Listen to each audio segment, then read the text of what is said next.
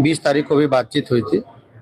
हम लोगों की जो डिमांड है कि पारा शिक्षकों को वेतनमान दिया जाए, कुछ तकनीकी मामलों को लाकर, कई हाईकोर्ट के डिसीजंस को लाकर ये कहा गया है कि हम लोग वेतनमान देने की स्थिति में नहीं है, कुछ तकनीकी पेच है उसमें।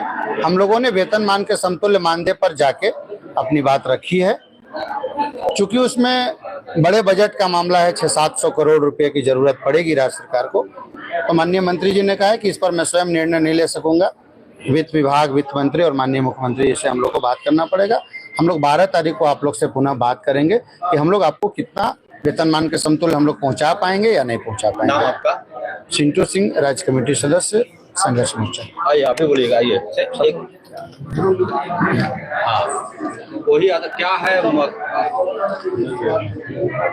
माननीय मंत्री महोदय का अध्यक्षता में जो अभी बैठक हुई, उसमें हम लोगों ने वेतनमान के समतुल्य मानदेय पर, चूंकि वो वेतनमान पर हाईकोर्ट का हवाला देकर उन्होंने इनकार कर दिया, रोस्टर का बहाना कि किसी भी हालत में नहीं कर सकते हैं, और जो हमारा नियमावली बना है उस नियमावली के तहत वेतनमान के समतुल्य मानदेय पर हम लोगों ने अडिग रहा और हम लोगों ने प्रस्ताव दिया जो हमारा कम से कम 10,000 बढ़ना चाहिए।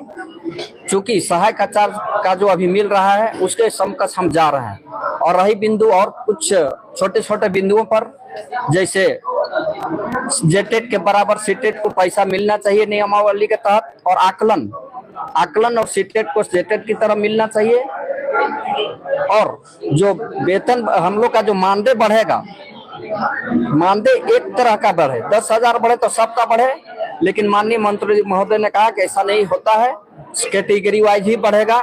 हम लोगों ने